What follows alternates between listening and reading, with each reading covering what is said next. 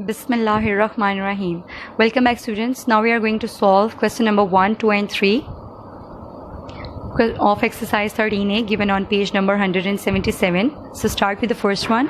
Given are 4 points P, Q, R, S in a plane, no 3 of which are in one line.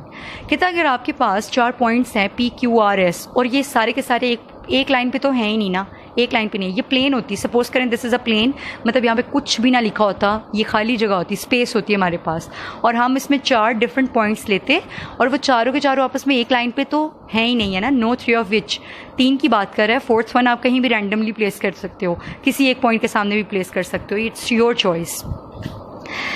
उसमें उसने कहा है how many different triangles can be formed, कितनी triangles बना सकते हैं हम.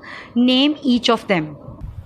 सबसे पहले आपने क्वेश्चन को नोट करना है बेटे. क्वेश्चन नोट करने के बाद डॉटेड फॉर्म में मत कीजिएगा, सोल्यूशन लिखें और फिर जो अभी प्रोसीजर आपके सामने किया जाएगा आपने उसको लिखना है, नोट करना है प्रॉपर्ली. अब आपके माइंड में ये सवाल आना चाहिए बेटे कि उसने ऐसा क्यों कहा कि पी क्यू आर एक लाइन में नहीं है.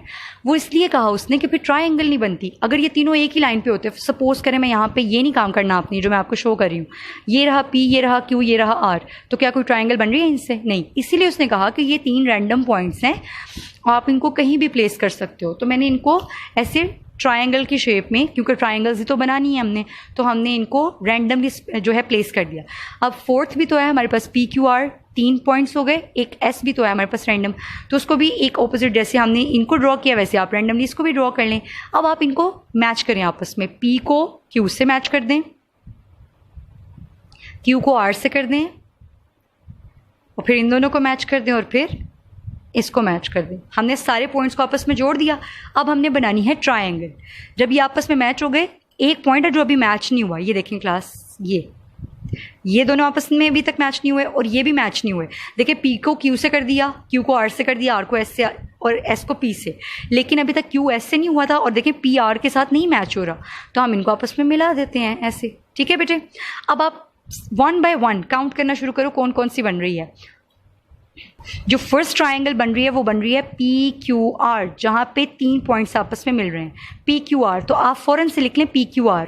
नेक्स्ट हम देख सकते हैं कि पहले इन दोनों की बना थी, जैसे ये हाफ हो गया, अब इसका हाफ देखते हैं पी आर एस, ये ट्रायंगल बन गई एक, और इसका नाम लिख लो आप पी आर एस.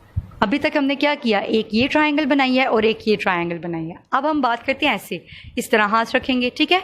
अब ये पॉइंट्स हैं पी क्यू एस, तो नेक्स्ट आप क्या बनाओगे, पी क्यू एस, और इस तरफ हाथ रखोगे तो क्या बनेगी, क्यू क्यू आर एस कर लो या क्यू एस आर कर लो, ये आपकी अपनी चॉइस है, कैसे भी इसका नाम रखा जा सकता है, क्यू आर एस. ठीक है. जैसे ये है पी क्यू एस और इस तरह ये क्या होगी, क्यू आर एस. तो अब आप देख सकते हैं कि हमने जो पॉइंट्स लिए थे उनसे जितनी पॉसिबल बन सकती थी वो हमने बना दी. तो हमारे पास 4 ट्रायंगल्स आ रही हैं. अगेन इसको रिपीट करते हैं, 4 रैंडम पॉइंट्स लिए आपने पी क्यू आर एस को ऐसे रैंडमली प्लेस किया, फिर इनको आपस में मैच कर दिया. राइट. आप स्केल यूज़ कर लीजिएगा. सो पी को क्यू से किया, क्यू को आर से, इस तरह इनको मैच करने के बाद ये क्यू एस से मैच नहीं हुआ था और आर पी से नहीं हुआ, तो हमने इनको मैच किया. फिर हमने इनकी देखी कि कौन कौन सी बन रही है. पी क्यू आर बन रही थी, पी आर एस, फिर आपके बाद पास थी पी क्यू एस और उसके बाद क्या थी, क्यू आर एस या Q S R. Alright class, this is how question number 1 will be done. Talking about question number 2, can a triangle have 3 equal sides? Of course yes बेटे. 3 equal sides वाली कौन सी थी हमारे पास जिसमें तीनों sides equal होती हैं, equilateral. If so, name the category it belongs to. आपने उसका नेम लिखना है. अभी मैंने आपको बताया, पहले तो आप इस लाइन का आंसर करोगे ना, yes a triangle can have 3 sides. ये आंसर कर दिया, उसके बाद आप लिखोगे, नेम बताना है आपने, कहना इसको क्या कहते हैं, it is called equilateral triangle. बहुत ही आसान, बहुत ही शॉर्ट सा क्वेश्चन है. ये मैंने आपकी ऑप्शनल है, ये ड्रॉ की थी आपको शो करने के लिए कि क्या किसी ट्रायंगल की तीनों साइड्स इक्वल हो सकती हैं. ऑफ कोर्स यस बेटे हो सकती हैं. 5 सेंटीमीटर की ये तीनों साइड्स हैं और इसका नेम क्या है, A B C, and it's a triangle. Yes, triangle can have all 3 sides equal. This triangle is called equilateral triangle, और इक्विलेटरल की स्पेलिंग बिल्कुल ठीक लिखनी है आपने. नेक्स्ट पार्ट है बेटे इन पी क्यू आर, एक ट्रायंगल है पी क्यू आर, उसमें एक साइड है क्यू आर और एक साइड है पी आर, यानी 2 साइड्स को उसने इक्वल किया हुआ है. थर्ड साइड के बारे में कोई इन्फॉर्मेशन नहीं है. ऐसी कौन सी ट्रायंगल होती है बेटे, फौरन से सोचे कि कौन सी ट्रायंगल होती है जिसमें 2 साइड्स इक्वल होती हैं. ISOCELL triangle. वो कहता है एक ट्रायंगल है उसके अंदर ये दोनों 2 साइड्स इक्वल हैं. ये साइड का मार्क है ना, ये देखें उसके ऊपर बार आ रही है, ये साइड है, इट्स नॉट एंगल, एंगल नीचे दिया हुआ है. ये देखें जी 2 साइड्स इक्वल है. What type of triangle it is, तो आपने सिंपल लिखना है, it is an isosceles triangle because 2 sides are equal. You can see, आपने क्वेश्चन नोट कर लिया। सेकंड पार्ट है triangle having two sides equal is called isosceles triangle. Alright class, तो ये कौन सी ट्राइंगल थी आपके पास जिसमें दो साइड्स इक्वल है? Isosceles. In the next part we have in triangle A B C, आपके पास एक ट्राइंगल है A B C. B A C angle जो है ना, बी ए सी 105 का है। मैंने इसके ऊपर मेजरमेंट लेके 105 डिग्री का एंगल बनाया है। देखें क्लास, यू कैन सी 105 का एंगल मैंने ड्रॉ किया, राइट। और फिर क्या वो कह रहे हैं इसमें कि आपने बताना है कि ये कौन सी है। जब कभी अगर आप ये ना भी बनाओ, छोड़ दें इसको, अगर आप इसको ड्रॉ ना भी करें, ये आपने करनी भी नहीं है ड्रॉ, आपने जस्ट देख के मेंशन कर देना कि ये ट्राइंगल की टाइप कौन सी है। एंगल बताया हुआ है, एंगल तीन तरह, एंगल की बेसिस पे तीन तरह की होती हैं। एक्यूट एंगल ट्राइंगल होती है, एक होती है राइट एंगल ट्राइंगल, एक होती है ऑब्ट्यूस एंगल ट्राइंगल। एक्यूट में तो सारे एंगल होते ही 90 से छोटे हैं, ये एक्यूट तो हो नहीं सकती क्योंकि एंगल ए क्या है 105 का।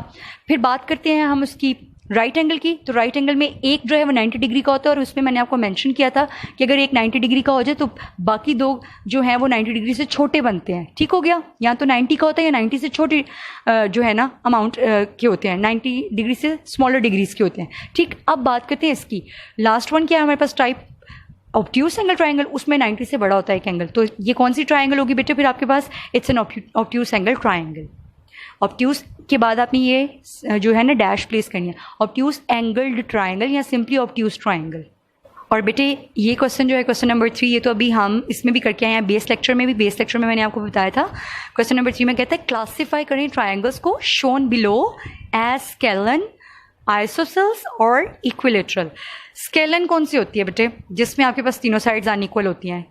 आइसोसेल कौन सी होती है? जिसमें दो इक्वल होती हैं। और इक्विलेटरल में तीनों इक्वल होती हैं। 2 सेंटीमीटर, 3 सेंटीमीटर, 4, तीनों की तीनों ही डिफरेंट साइड्स हैं, तो स्केलन ट्राइंगल है ये। उसके बाद जस्ट आपने लिखना है scalene triangle. Next you have 2 centimetre, 2.5 centimetre, दो तो इक्वल है ना, 2 सेंटीमीटर से आइसोसेल्स है।